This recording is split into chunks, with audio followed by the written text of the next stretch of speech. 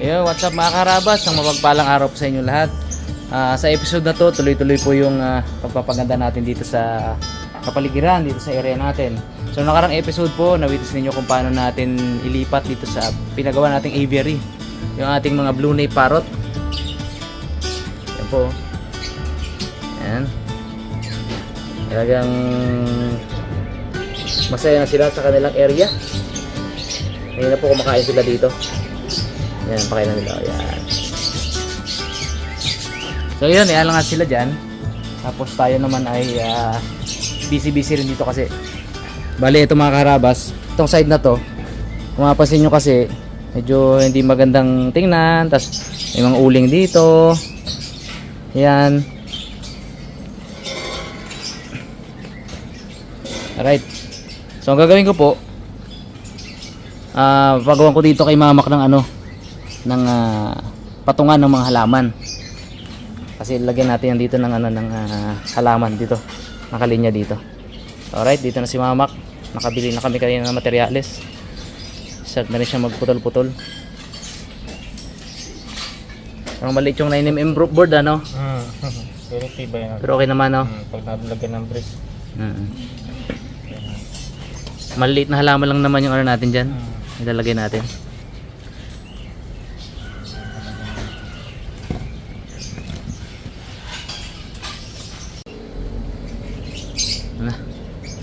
Nagbuo na ng bahay-bahay si Mamak.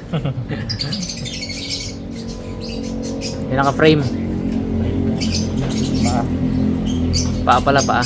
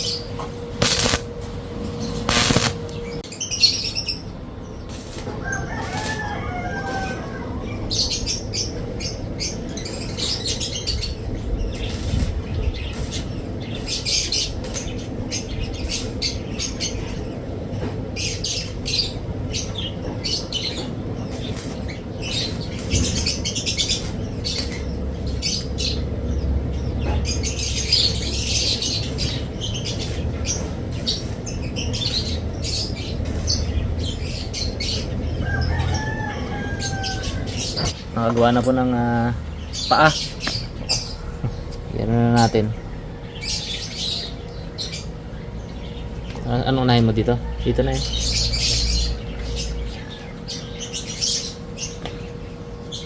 Dapat pala at least 10mm no? Mas matibay sana. Okay lang, isa pa namang tukod dyan sa gitna eh. Okay. Gitna. Hanapin natin gitna ito. Ito rin natin. Ayun.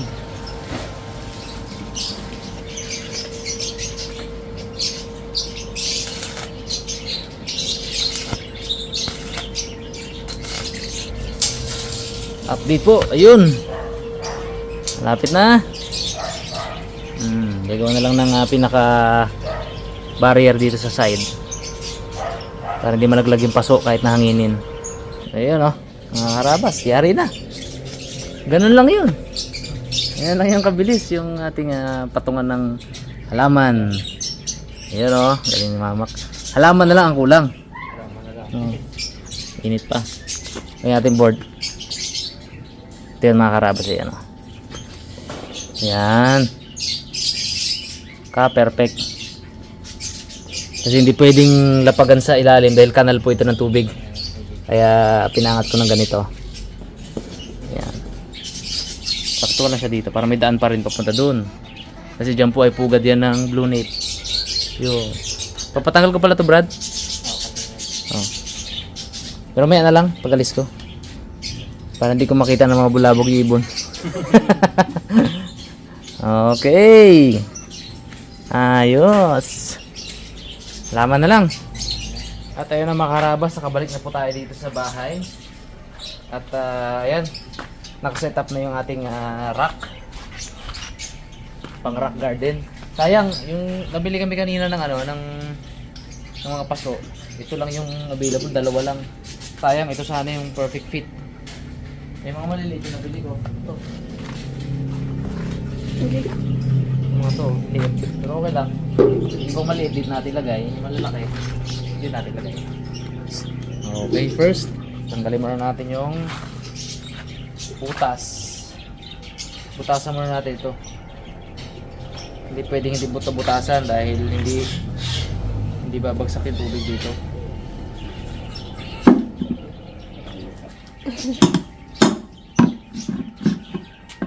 Ano? May asungot dito. May detradang aso.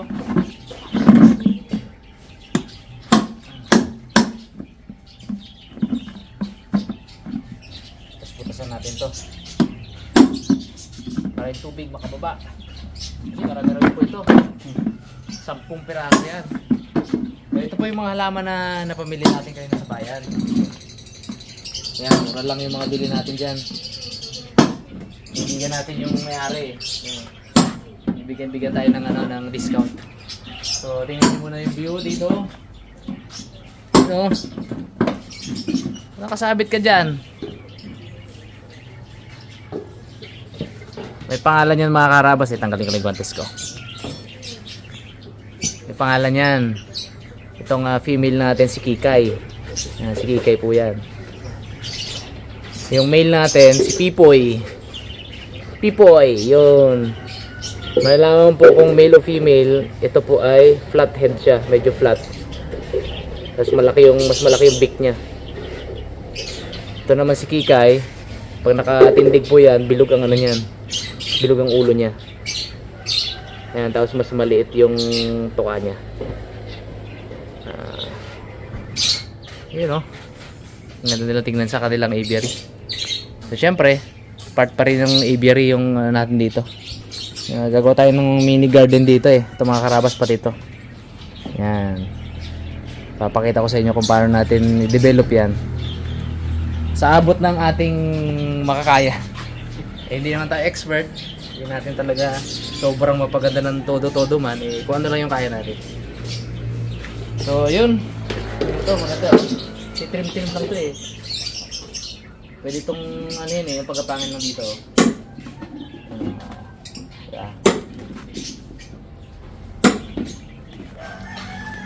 Yun. Yan. Magdagdag natin yan dyan. Hilera natin yan doon. Dumi na ito ah. Nangyari sa'yo ha. Saka tabi kasi ito ng pakainan ng ibon eh. Pwede na tagalin ito no? Pwede no? Ito, boss. Apo, yeah. Ano masabi mo, Madam Plantita? Kasi lipat ko din siya eh. Yung paso, para uniform yung paso natin. Okay. Lipat sa lahat, nak? Lipat.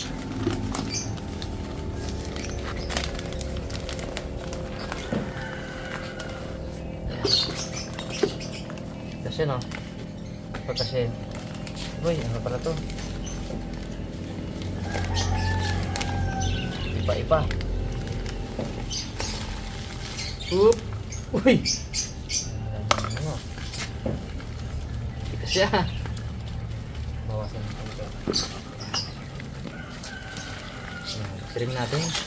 Trim ha. Hindi naman natin intended palakihin ito masyado mga karabas dahil punsay lang siya. Yan.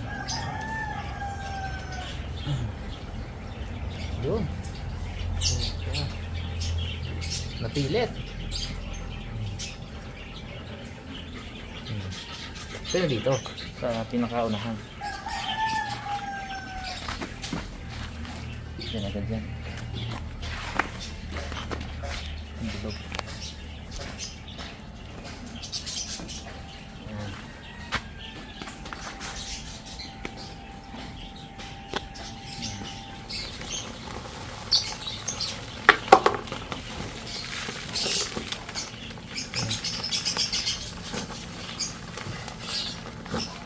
Simasib ulit.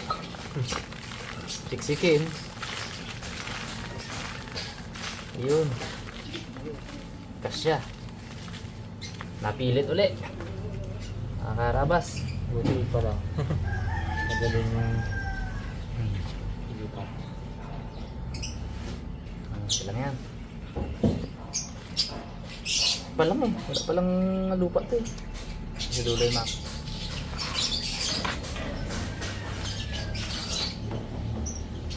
Yan.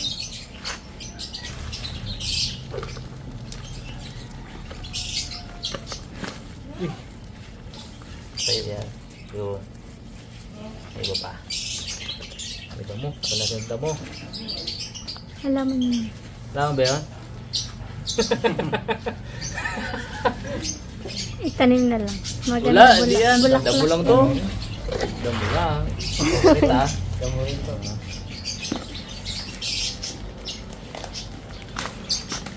May pakabama ako nito ah.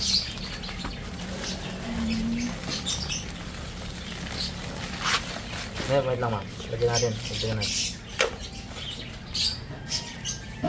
Yan.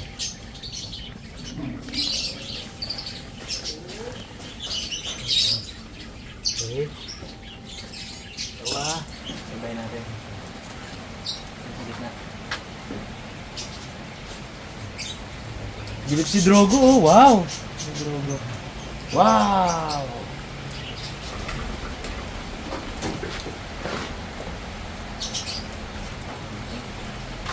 Ayan natin i-arrange back.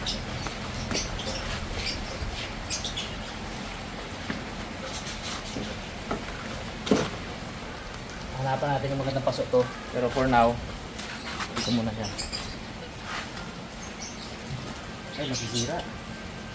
Naubos ang ano. Dito na lang ako. Dito muna to. Dito lang muna. Ayan siya. Naubos yung laman. Ay, joke lang. Ala, wait, ikat mo yung kuya. Wala ka dyan makakasaging. Walang kat-kat yan. Ayun. Yan. Oh, masyado.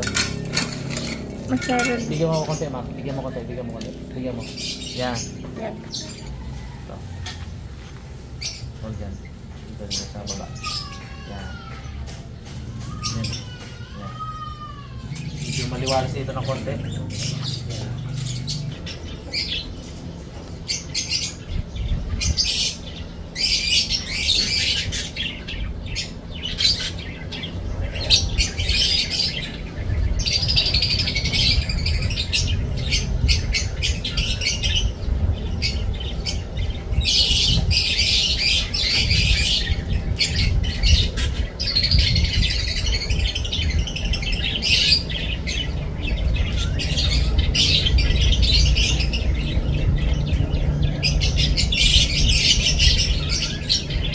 May natin na vlog to kanina.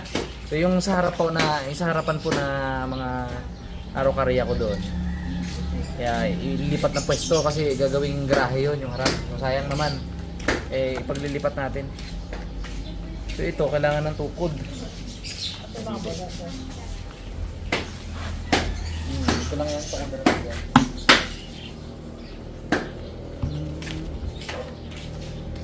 Yan. Papakuha ako doon ng matabang lupa kasi itong lupang pinanggalingan niya. Ayan, kaya tingnan niyo pula. Ay, wala, hindi na maganda sa halaman.